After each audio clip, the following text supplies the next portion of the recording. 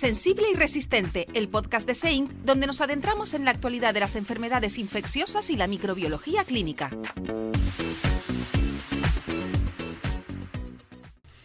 Hola a todos y bienvenidos a otro capítulo de Sensible y Resistente. Gracias por hacernos hueco en vuestras escuchas y espero que lo paséis tan bien y aprendáis tanto como lo hacemos nosotros. Comenzamos.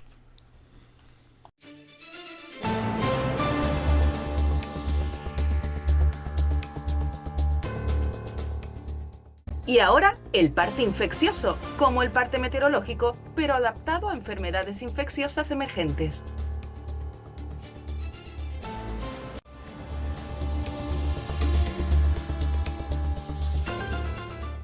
Repasamos las principales alertas epidemiológicas que nos ha dejado la actualidad internacional. El sarampión sigue en aumento con brotes activos en Estados Unidos, Reino Unido, México, Argentina, Vietnam y Yemen. Esta semana se ha confirmado una muerte en Texas, así como una fatalidad en un adulto no vacunado en México. La Organización Mundial de la Salud y los CDC insisten en la importancia de la vacunación para frenar su propagación. En cuanto a los virus transmitidos por mosquitos en América Latina, Brasil ha superado el 1.000.000 de casos de dengue en lo que va de 2025. Además, el virus Oropuche ha motivado una alerta de viaje del CDC por su riesgo para embarazadas, especialmente en Huila, Colombia. En Bolivia se han confirmado nuevos casos de virus Mayaro. Con la llegada del buen tiempo comienza la temporada de garrapatas. Esta semana el ECDC ha publicado nuevos mapas que muestran que las zonas con más casos de encefalitis por picadura de garrapata, TBE, en 2023 se concentran en Europa Central, del Este y del Norte. Varios países han notificado por primera vez casos en humanos, o al menos un aumento significativo de infecciones. La encefalitis transmitida por garrapatas es prevenible con vacuna y se recomienda extremar las precauciones en zonas boscosas, ropa larga, repelente y retirada rápida de garrapatas.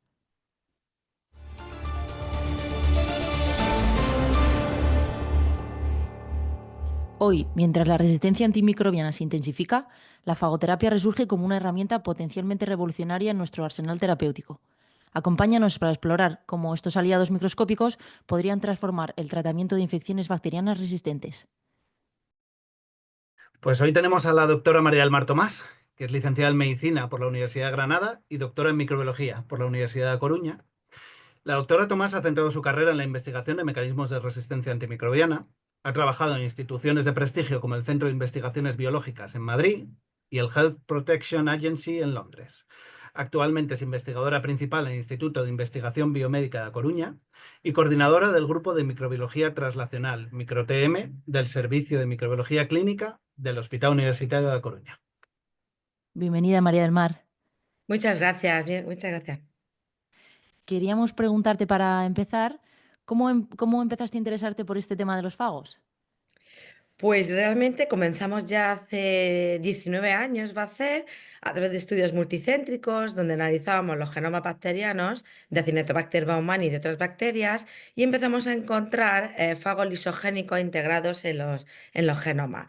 Y la verdad es que fue apasionante, porque empezamos a analizar todas las proteínas que portaban estos fagos, cómo las bacterias estaban parasitadas por estos fagos lisogénicos, y nos encantó. Y a raíz de estos estudios, pues empezamos a también analizar los fagos líticos y por qué se utilizaban los fagos líticos como tratamiento, cómo podían ayudar frente a la crisis de resistencia antimicrobiana, y vimos que realmente había un mundo microbiológico asociado a los fagos, y nos encantó. Y poco a poco derivamos todas nuestras líneas de investigación y las tesis doctorales de todos los miembros del grupo de investigación por estas líneas.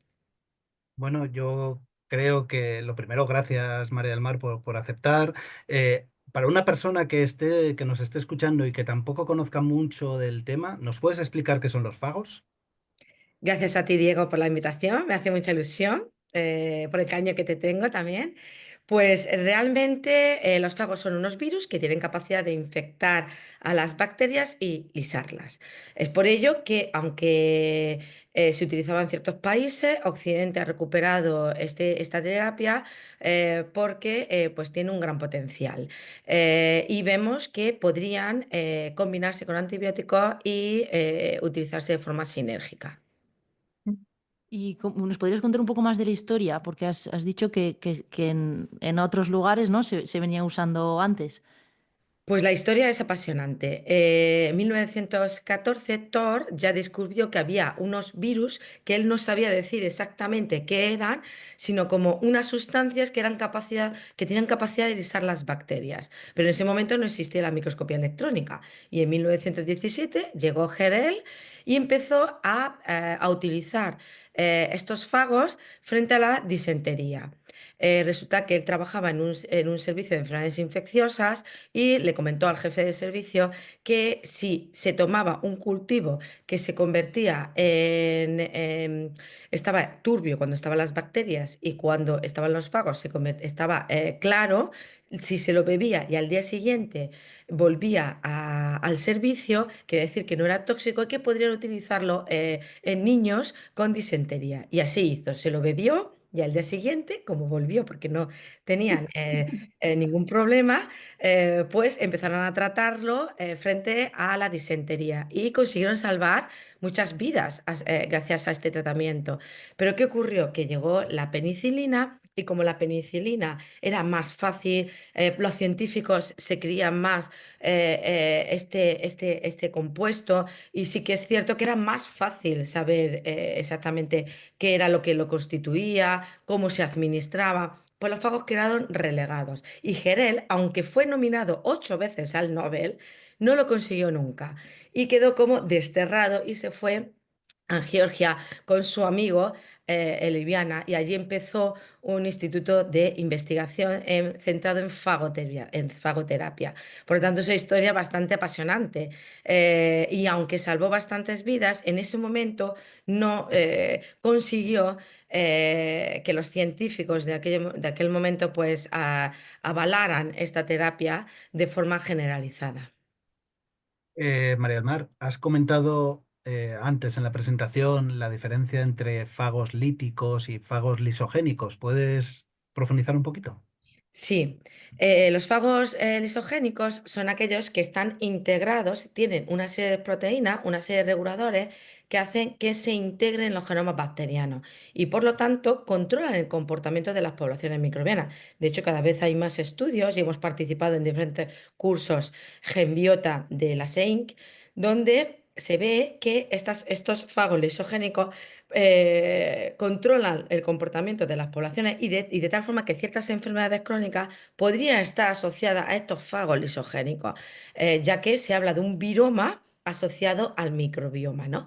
Entonces, estos tipos de fagos realmente no pueden utilizarse como terapia frente a las bacterias resistentes al antibiótico, Ujú. sino que es de estricto cumplimiento que los fagos que se utilicen en terapia sean líticos, que no tengan genes que integren su genoma en las bacterias, sino que reconozcan la bacteria, se introduzcan y la lisen. Y por ello es o sea, este estado lítico o sea, que diferencia unos fagos de otros. Qué bueno, porque lo que has comentado del experimento ese de Thor, que me parece la repera, claro, entiendo que no en todas las situaciones ocurre tan maravillosamente bien. Entiendo que hay un triángulo en el cual hay bacterias, está el hospedador y está por otro lado los fagos, ¿no? La cuestión Exacto. es encontrar el equilibrio para poder conseguir ese efecto clínico deseado. Exacto. Eso es lo que yo creo que los grupos ahora mismo a nivel europeo, a nivel internacional, estamos trabajando. Porque aunque los fagos tienen un gran potencial y Europa tiene convocatorias muy potentes de gran financiación actualmente para favorecer la utilización de los fagos y llevar a cabo procedimientos clínicos que llegan a los pacientes, porque sí que se están salvando vidas y se están utilizando frente a infecciones resistentes a los antibióticos. Pero cierto es que necesitamos más, conocer más. Necesitamos perfeccionar los fagos y esto es lo que trabajamos, conociendo todas las proteínas que forman parte de estos fagos líticos, sabiendo la interacción del fago con la bacteria, cómo entran, cómo podemos mejorarlos, cuáles son los antibióticos que favorecerían la terapia de fagos. Es decir, realmente hay un mundo apasionante en el estudio de la fagoterapia porque nos queda mucho por mejorar, pero lo importante es que se puede mejorar, ya que es una terapia que se ha visto que sí que cada vez tiene más potencial clínico. ¿Y se sabe qué factores influyen en la eficacia de los fagos? Sí, se ha visto que existe una inmunidad innata por parte de las bacterias, porque como ya sabéis, los fagos están por todas partes, están en el ambiente, están en nuestro cuerpo. De hecho, se considera que nuestro cuerpo tiene 10 veces más fagos y virus que bacterias. O sea, es que ahora, con las técnicas de secuenciación masiva, que todos ya conocéis, pues cada vez hay más información y se está viendo que puede haber más virus que bacterias gracias a esta secuenciación, gracias a los análisis bioinformáticos.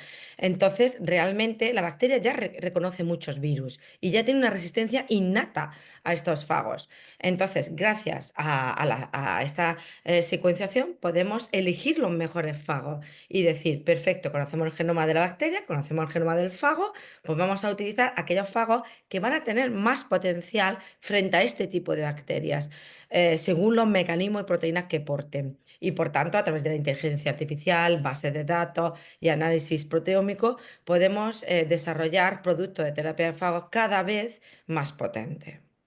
Es verdad, María del Mar, que ahora estamos mejor preparados para conseguir esa aplicabilidad clínica, porque entiendo que la fagoterapia se ha intentado en otras ocasiones, que tampoco, bueno, pues ha demostrado actividad, pero no tanto potencial como parece que ahora, pero es verdad que todas esas técnicas que estabas hablando, de inteligencia artificial, de análisis de proteómica y demás, parece que le pueden dar un nuevo brío.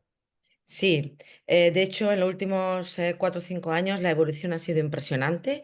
Las bases de datos de los fagos líticos se ha incrementado exponencialmente y la información que tenemos abre una vía de esperanza. De hecho, yo al principio también consideraba hace unos años que era difícil su aplicabilidad clínica, pero cada vez la veo más cerca.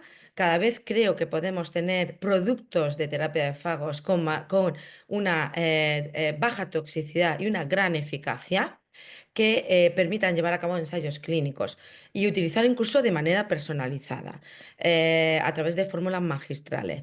Pero cierto es que incluso podremos llegar a productos concretos que no solo se utilicen frente a una bacteria, frente a una infección, sino que puedan tener una visión más generalizada y que pueda utilizarse con un mayor amplio, con mayor rango de actuación. Por lo tanto, sí, la ingeniería de fago, la combinación con terapias antipersister, es decir, se abre un campo muy interesante que cada vez está siendo más utilizado en los países europeos, que es donde la regulatoria puede ser más estricta y que sí que nos abre la ilusión y gracias a estas convocatorias del Horizonte Europe, pues sí que Europa apuesta por esta terapia. Ahora hablaremos del JPI-AMR, María del Mar, pero has dejado la puerta abierta a que hablemos un poquillo del proceso de fabricación. Yo sé que es un proceso muy complejo y encima lo que has dicho tú a nivel regulatorio, pues un follón. Pero ¿eres capaz de simplificarlo para que lo entendamos un poquito todos? Sí, sí. Realmente, si nosotros utilizamos los fagos que Europa quiere que le llamemos ya producto de terapia de fagos, si quieren que utilicemos los productos de terapia de fagos, Europa exige una calidad de producción médica, ¿no? Un producto de alta calidad de producción, que es lo que se conoce como GMP, ¿no? Para una producción industrial. Cierto es que los mayores éxitos que se han obtenido con la fogoterapia ha sido a través de la fórmula magistral llevada a cabo por Jean-Paul Pirnau en Bruselas, que es una medicina personalizada. Se desarrolla un producto de terapia de fago personalizado a la bacteria responsable de la infección, llegando a unas taxas de éxito casi del 80% en esa bacteria responsable de esa infección. Pero Europa nos pide más, acepta esta vía porque tenemos un problema muy importante y es claro que esta vía funciona, pero si queremos que realmente llegue al nivel hospitalario y a nivel asistencial, Europa pide más y pide esta calidad GMP y pide productos concretos de terapia de fagos, que se hagan instalaciones de calidad GMP, que nosotros pensamos que estas instalaciones cumplen todos los requisitos los centros de terapia avanzada, por lo que podría hacerse una red de terapia avanzada que ya utilizan las terapias CAR-T con un gran éxito. Y por tanto, estas instalaciones que el Instituto de Salud Carlos III y otros centros empiezan a poner en marcha y cada vez están en más regiones de España, en más sistemas sanitarios, sí cumplen las características de producción de un producto médico de alta calidad, salas blancas, certificados de calidad, es decir, una regulatoria que la Agencia del Medicamento nos exige. Nos ha exigido a través del proyecto también MPRAN, con el cual hemos evolucionado. Dicho proyecto se ha llevado a cabo con más de 37 investigadores del CIBER de Infecciosa, el cual está coordinado por el doctor Jesús Oteo, y sí que hemos aprendido estas características, cuáles son los medios que se requiere, cuáles son las características que se requiere, y consideramos que cierto es que no todos los productos de terapia fágica podían seguir este camino, pero ciertos productos de mayor éxito sí podrían seguir esta vía. Y por tanto, consideramos que sí podría tener éxito en Europa en calidad GMP. ¿Y cómo se consiguen los fagos? ¿Se pescan por ahí? ¿Hay posibilidad de fabricarlos industrialmente? Pues mira, si te cuento que existen grupos que son los llamados cazadores de fagos, que van por todo el mundo, por Me todas encanta. partes, en el mar, en la montaña, pues donde vamos, en cepillos de dientes, están por todos lados. Están por todos lados, y cierto es que no son el compost de los jardines de las chicas del equipo de investigación. Se han encontrado un montón de fagos frente a Pseudomonas aeruginosa. Estamos en contacto con centros de aguas residuales para que también se han encontrado muchos fagos frente a Enterococcus faecalis, Faecium y Klebsiella pneumoniae. Sin embargo, nos está costando mucho trabajo encontrar fagos frente a Cinetobacter baumannii. Es curioso, porque no encontramos. Fíjate, deben estar en la tierra, en una localización muy específica, porque frente a Cinetobacter baumannii sí nos está encontrando, nos está costando trabajo. Es decir, están por todas partes. Por eso se considera una virtud, que son poco tóxicos porque nuestro cuerpo está acostumbrado a tener fago. Entonces, probablemente lo peor que puede ocurrir de la terapia de fago es que no hagan nada. Es que no lleguen a la bacteria responsable de la infección y no ni curen ni perjudiquen, sino que simplemente no tengan ninguna eficacia. Pero están por todas partes. Por lo tanto, es otra ventaja que tienen los fagos. Es fácil hacer colecciones de fagos naturales. El problema es conseguir aquellos de mayor eficacia y incluso modificarlos genéticamente o hacer productos de terapia de fago con un mayor espectro de acción o rango huésped, se llama. Claro, María del Mar. Yo entiendo que el problema de esto, bueno, tú estás hablando de la posibilidad de formulación magistral con fagos, entiendo que naturales, en el cual se puede hacer un cóctel de fagos, y luego sería la posibilidad de realizar ingeniería de fabricación, ¿no? De fagos. Eh, yo te he oído otras veces que me parece súper divertido cuando hablas del fagograma o de intentar conseguir un antibiograma ya directamente de fagos, lo cual eso ya para la web de Leucast ya sería la repera. Cuéntanos cómo podría funcionar eso. Pues mira, te cuento, sí, esto es, como podríamos decir en los laboratorios de microbiología, un nuevo dictamen. Habría que hacer fagogramas que se pueden hacer a través de medios sólidos o medios líquidos, ¿no?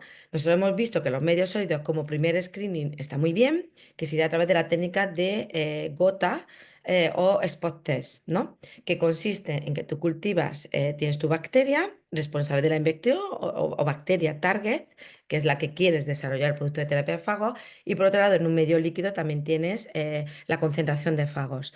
Entonces, viertes en una placa de agar de un medio de TSA lo que es la bacteria target, dejas reposar durante 10 o 15 minutos y luego añades unas gotas de fagos. Si al día siguiente aparecen unas gotas, unas halos de lisis, es lo que se conoce como spot test, ¿no? Que son las famosas halos de lisis provocadas por el fago que lisa la bacteria. Esto como primer screening es muy, muy importante porque te permite, es sencillo, una técnica sencilla, nosotros que estamos acostumbrados a hacerlo antibiograma, pues en vez de un disco de antibiótico, sería una gota de fago. Es prácticamente lo mismo, pero con una gota de fago. Eso está muy bien, pero también he de decir que a veces da falsos positivos, ¿no? Entonces, tenemos que confirmar con medios líquidos y cada vez aparecen más métodos automatizados que nos sirven, Vale. como el EPOC, que es miden las curvas de Lysis, ¿no? Que son curvas de densidad óptica o curvas de Lysis, o todo lo que permita medir el crecimiento bacteriano en una curva, en medio líquido. Es muy importante hacerlo porque es lo que te va a decir realmente si la bacteria en las primeras 6 horas o 24 horas es susceptible a ese fago o crea resistencia posterior, Sí, ¿no? entiendo que es como un concepto de antibiograma. Es muy Sí, parecido sí, por lo es que estoy una. viendo. ¿Te acuerdas cuando nosotros muchas veces leíamos los procedimientos de microbiología y veíamos curvas de muerte Sí. bactericida? Es eso, pero vemos que los fagos tienen una farmacocinética y farmacodinámica diferente, y es cierto que si hay resistencia puede aparecer en las primeras 6 horas muy rápidamente, porque los mecanismos de resistencia ya son muchos, en muchos casos son innatos de la propia bacteria frente a ese fago. Entonces, tú ya vas a ver si es resistente o no en las primeras 12 horas, ¿no? Pues Vale. sí, es prácticamente primero un screening medio sólido mediante el spot test y luego una confirmación medio líquido mediante estos métodos automatizados que te miden la curva de lisis bacteriana. Y alguna vez hemos escuchado el término cóctel de fagos. Mm. ¿Eso implica que hay que utilizar no solo un tipo de fago o qué significa Sí, cóctel de fagos? pues mira, antiguamente la información que nos venía de Georgia y de de los centros más importantes de la liviana, de los centros más importantes de terapia de fagos, pues nos decían que había que hacer cócteles de fagos, mezclar 12 fagos, de 10 a 12 fagos para tener más eficacia. Pero Occidente, a través de una serie de publicaciones, primero, quiere que se llame producto de terapia de fago. Segundo, semilla de fago. A cada fago hay que llamarle semilla de fago. Y intentar no llamar cóctel, porque claro, es un producto. Europa quiere que si es un producto que se va a tratar pacientes, que se llame producto de terapia médica de fagos, ¿no? Realmente se aconsejan de 2 a 3 fagos. Semilla de fagos, juntarlos. ¿Por qué? Porque puede haber incluso un antagonismo entre ellos y Ujú. no actúen. Por tanto, si tú tienes caracterizado in vitro de forma individual estas semillas de fagos perfectamente con 3, puedes tener una acción sinérgica y llegar al 100% de mortalidad bacteriana. Y no juntar 12 porque incluso eso puede provocar reacciones anafilácticas, es decir, no es necesario tener tanto fago. Con 3 fagos se puede hacer un producto de terapia médico de fagos que ahora mismo acabamos de publicar recientemente en el Antimicrobial Agents and Chemotherapy, que va a salir en breve. Y Ujú. ahí comentamos todo el procedimiento y vemos cómo con 3 podemos tener un producto de terapia de fagos estupendo. E incluso ponemos en este trabajo, comentamos un procedimiento que se llama método Appelmans, que es fantástico, pero claro, retrasa obtener un producto de terapia de fagos 2 semanas, una semana, realmente una semana, ya que sería una adaptación de los fagos que tú has elegido, semilla de fagos, a la bacteria responsable de la infección, para que se termine adaptando y vayan mutando los receptores y el fago tenga más capacidad. Es una medicina muy personalizada. Así sí que tendrías un producto de terapia de fagos 100% eficaz frente a esa bacteria. Pero claro, esto es muy personalizado, sería solo frente a esa bacteria. Entonces, aunque se puede hacer, nosotros siempre vamos a intentar que sea más general para que tenga una mayor producción a mayor escala, ¿no? Y pueda cumplir las condiciones de producto de médico y la calidad GMP. Claro, María del Mar, eso me parece súper interesante porque conecta con lo que quería comentar ahora, que es que cuál es la situación actual en nuestro país, porque se utiliza como uso compasivo, cuando no hay otra alternativa. ¿En qué clase de pacientes se está utilizando? Pues sí, en España empezó a utilizarse como uso compasivo, pero la Agencia del Medicamento es muy estricta frente a la utilización de terapias que no estén 100% estandarizadas y nos sugirió que hasta que no tuviésemos unos productos concretos, Ujú. perfectamente caracterizados en modelos in vitro e in vivo, con calidad GMP, Sí. que no hiciésemos ningún uso en humanos. Ellos favorecen su utilización mediante ensayo clínico, para que de esta forma pues exista un rigor científico. Y cierto es que, bueno, estamos trabajando por esa vía. Lo que nosotros estamos obteniendo ahora mismo son una serie de productos de terapia de fago para obtener la aceptación de la agencia del medicamento, la producción GMP y poder hacer un ensayo clínico en un determinado tipo de paciente.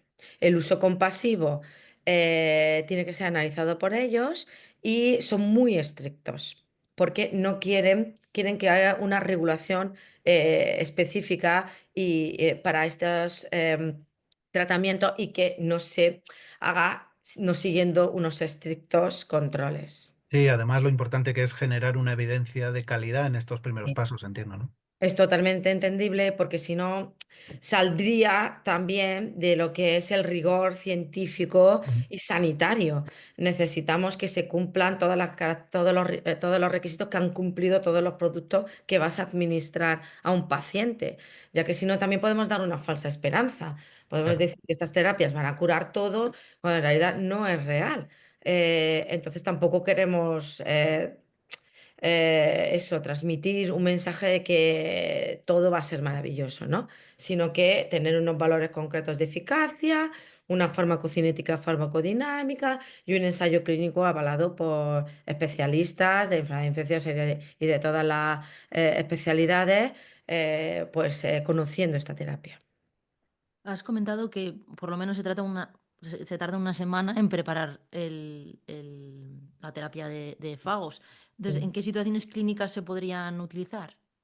Nosotras avalamos totalmente las infecciones crónicas, sobre infecciones de fibrosis quística, infecciones osteoarticulares, infecciones en quemados, sobre infecciones de úlcera. Nosotros avalamos más este tipo de infecciones, ya que nos daría tiempo a ir viendo si el producto de terapia fágica pues, necesita una modificación o adaptando las dosis que fuese necesaria. En el caso de que a veces han querido utilizarse este tipo de terapias en España, en muchas ocasiones ha sido muy crítica. En UCIs, en bacteriemias o sepsis, cuando a lo mejor el paciente tiene unos días Ya. muy extremos y el paciente está muy mal. Entonces tampoco es un milagro. Entonces realmente también no queremos dar la imagen de que esto es un milagro. Porque realmente es probable que el paciente, vía sanguínea, cada vez hay más estudios que establecen que puede haber una respuesta inmunitaria y que incluso por vía intravenosa no funcionen. Entonces, no Ujú. es la vía que más nos gusta, ni la sepsis es lo que más nos gusta por ahora. Hay que ir de lo más fácil a lo más difícil. Primero, poniendo los productos de terapia de fago a punto en infecciones que podrían suponer menor riesgo para el paciente y ir poco a poco mejorando e incluso llegar a situaciones críticas, yo espero, en un futuro próximo. Pero cierto es que primero tendremos que tener experiencia en infecciones crónicas o donde el paciente no tenga un riesgo extremo. ¿Y en qué vías de administración estáis trabajando? ¿Vías tópicas? Sí, en principio el proyecto internacional y lo que queremos en un futuro es poner a punto productos de terapia de fagos vía tópica, porque se ha visto que tiene más eficacia, ya que lo importante del fago es que llegue a la bacteria responsable de la infección, reconozca los receptores y entre. Así tendrán eficacia. Y El luego me ha problema, llamado, perdona María del Mar, y hay otra cosa que me ha llamado la atención, que todas estas infecciones suelen estar muy unidas a la producción de biofilm. sí, Y a la producción de células persistentes, y es con lo que quiero unir, que entiendo que vuestro proyecto es más integral, no es solamente de fagoterapia, claro. sino... Sí, sí. De hecho, nosotros hemos participado en varias ocasiones en el ECMID, en varias presentaciones, comentando que nuestra opinión es que uno de los principales mecanismos de resistencia de la bacteria al fago es la producción de persister cells. Vosotros ya sabéis que persister cells es una subpoblación mm, bacteriana, que es en torno a un 10% o incluso menos. Lo tienen algunas bacterias y otras no, y es la capacidad de sobrevivir frente al estrés antibiótico, estrés ambiental. Son una serie de mecanismos moleculares globales que llevan muchos años estudiando, y sabemos que el fago es un estrés para la bacteria, el fago lítico. Entonces, ¿qué hace la bacteria?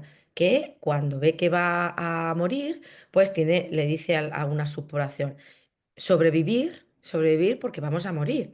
¿Y cómo sobreviven? Pues entra en un estado de latencia, y si entras en un estado de latencia no replicas. Y el virus, su principal regla es matar bacterias que repliquen. Entonces el virus no lo reconoce. El fago no reconoce a esa bacteria latente y entonces sobrevive. Cuando se va el fago, la bacteria vuelve a replicar. Es decir, es uno de los principales mecanismos. De hecho, se considera un sistema ABI aborta la infección. Pueden ser mediante la muerte o mediante el desarrollo de persister. Los sistemas toxina-antitoxina, el CBAS, es decir, los principales mecanismos que ahora mismo estamos viendo que la bacteria tiene para defenderse el fago, la mayoría de ellos tienen capacidad de producir persister cells.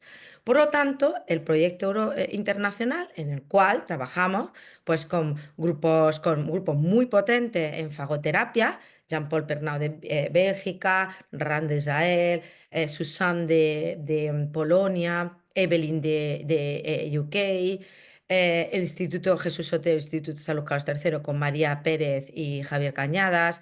Lo que queremos trabajar es precisamente ya desarrollar fagos que actúen frente a estas persistes, que los hay, que los hay. De hecho, se ha descubierto alguno. ¿Por qué? Porque el fago tiene también proteínas para defenderse de esas persisters, ¿no? De tal forma que, como conocemos los genomas de los fagos, seleccionamos aquellos fagos que tengan mecanismos antidefense. Esto es como una batalla. Es Entonces, una partida de ajedrez totalmente, ¿eh? totalmente, es muy divertido. Porque al final tú estás eligiendo aquellos fagos que tienen unos antidefense para defenderse de los defense de la bacteria.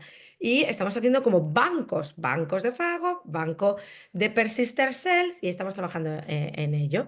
Y así vamos a aumentar el rango de actuación de los fagos. Y de hecho ya tenemos resultados preliminares esperanzadores, que vemos que sí, que puede ser que sea una de las principales vías. Pero cierto es que el estudio de persister es muy complicado, y dentro de la microbiología está suponiendo muchos problemas, porque requiere unos experimentos en microbiología bastante complicados. Entonces, es cierto que por eso yo creo que en muchas ocasiones no sabemos diferenciar una persister cells de una bacteria susceptible de otra resistente. Y es lo que en un futuro pues también queremos hacer procedimientos, porque si matamos a las bacterias persister cells del biofilm, lo tenemos todo. Así que vamos a ver Bien, si lo bueno, conseguimos. pues me ha encantado esta guerra de los mundos. Sí. ¿Hay que administrarlo siempre en combinación con antibióticos o no hace falta? No, no siempre, pero sí hemos visto que por eso creemos que Europa lo apoya tanto, y ha abierto esta convocatoria del Horizonte Europe. Sí que hay ciertos antibióticos que podríamos recuperarlo. Imaginaros, si tenemos betalactámicos que pueden recuperarse, como el imipenem y el meropenem, es maravilloso. Realmente creo que yo soy optimista en la lucha frente a la resistencia a antimicrobianos, pero especialmente soy optimista si utilizamos adyuvantes de los antibióticos. Los antibióticos nunca van a desaparecer porque los necesitamos. Es que no podemos estar sin antibióticos.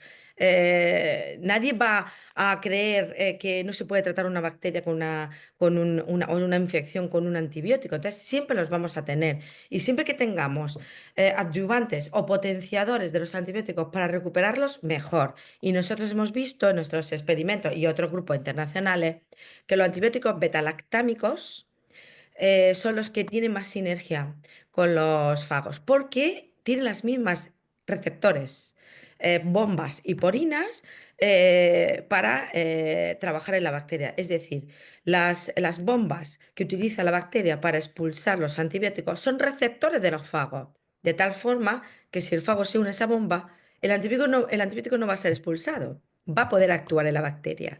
Por eso se ha visto esta sinergia metalactámica y fago. O sea que es fantástico. Hablando con otros colaboradores internacionales, ellos dicen que incluso hay fagos que pueden actuar con otros, ¿no? Pero cierto es que los que más potencial estamos viendo son los betalactámicos.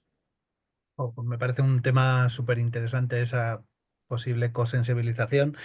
Yo por mi parte no te quería preguntar una última cosa, que es que vimos en una entrevista que habías dado hace poquito, como dejando una semilla de esperanza en el sentido de que en año y medio podíamos tener alguna novedad en cuanto a comercialización. ¿Qué nos puedes decir de eso? Pues sí, tenemos resultados muy interesantes de unos fagos derivados de los naturales, que no son los naturales, son derivados.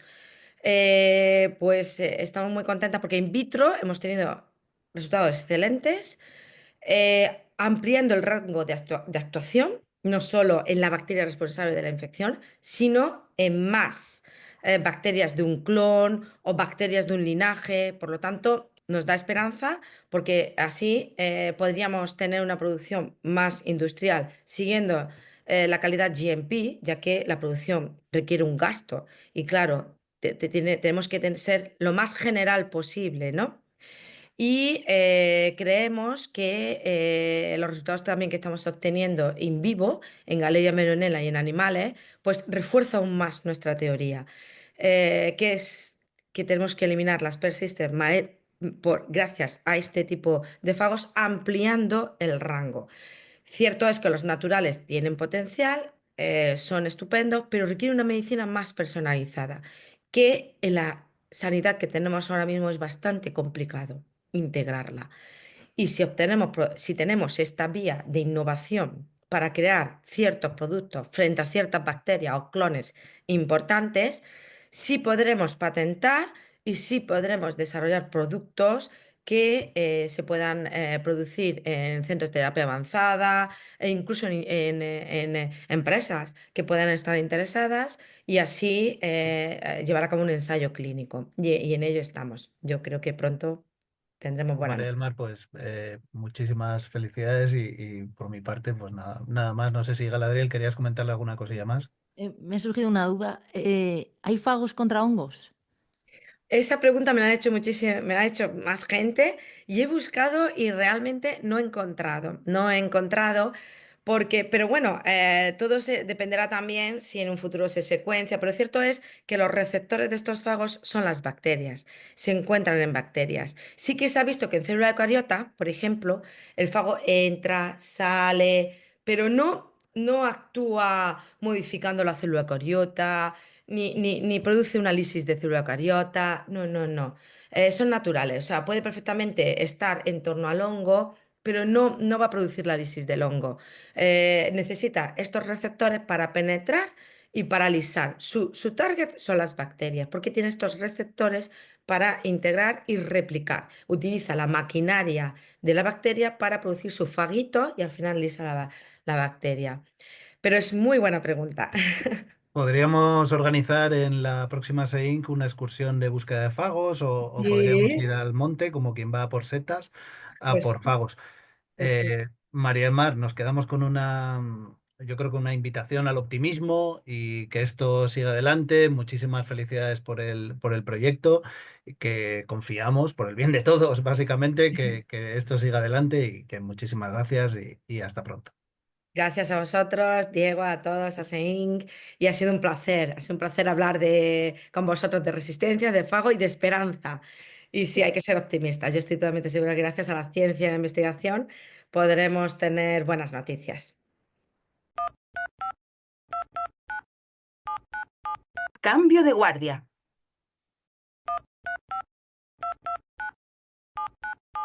Voy a ver si está el micro.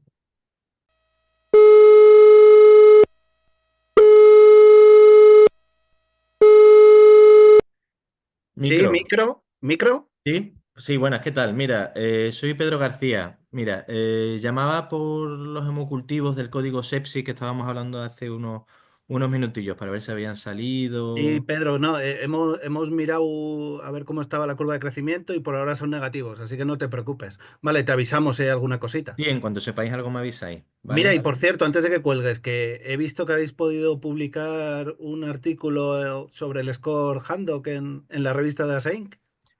Ah, sí, sí, sí. Bueno, ha sido una publicación reciente y bueno, no sé si te la habrás leído, pero va un poco del Handock Score. Bueno, como sabrás, hay una tendencia emergente de crear escalas o scores para el análisis de riesgo de gran positivo y se han venido creando varios scores como el Positive o el VIRSTA para Staphylococcus aureus, el de Nova más consolidado para enterococos y para estreptococos no beta-hemolíticos pues estaba el Handock Score. La cuestión es que la mayoría bueno, tanto la creación del artículo como el resto de validaciones fueron en cohortes del norte de Europa y queríamos ver un poco el comportamiento hacia una validación externa en una cohorte española. Y nada, pues hicimos un estudio retrospectivo recopilando todas las bacteriemias consecutivas entre el 2017 y 2021 de dos hospitales, del Hospital Clínico de Granada y del Hospital Vega Baja de Alicante. Y nada, con una N final de 280 bacteriemias, obtuvimos un 31 endocarditis confirmadas por criterios de Duke Wow. modificados, lo que viene siendo un 10-11% de la muestra. Y bueno, analizamos varias variables clínicas y analíticas que ya se han analizado en artículos previos, pero pusimos un poquito de más hincapié en el análisis del tiempo de positivización de los hemocultivos. Ah, ¿y qué A ver resultado habéis tenido ahí? Pues ahí desafortunadamente teníamos mucha esperanza, pero no hemos obtenido diferencias significativas en favor de endocarditis con tiempos de positivización menores, ni para el grupo completo de estreptococos, ni habiéndolo analizado por las diferentes especies del grupo. Y de momento eso parece que va a ser complicado introducirlo o manejarlo como una variable a tener en cuenta en el análisis del score o en la creación de un score modificado o Mi- optimizado. Mira, Pedro, y una cosilla más. Depende de la especie del estrepto no betamolítico, también el score del Handok. Sí, sí, sobre todo, bueno, como las variables del handbook, pues son 6 variables. Fundamentalmente tenemos la presencia de patología valvular o soplo, y tenemos la etiología. Dentro de la etiología tienen más peso el sanguinis, el mutans y el bovis, ¿vale? Antiguo bovis. Y bueno, además de eso tenemos la positivización en dos o más sets diferentes de hemocultivo, la adquisición comunitaria, el aislamiento de un único tipo de estreptococo y la duración de los síntomas más de 7 días.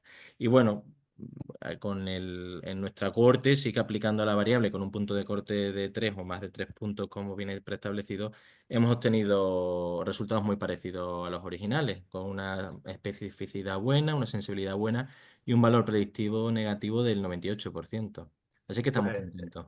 pues, Pedro, oye, muchísimas felicidades y ya nos vemos, a ver si nos podemos ver en la SAIC próximamente. Sí, a ver si nos invita. Y escucha, y si sale hemocultivo positivo, yo te aviso. Sí, me avisa, ¿vale? Estoy aquí al tanto, ¿vale? Venga, tío, un abrazo. Venga, hasta luego, un abrazo.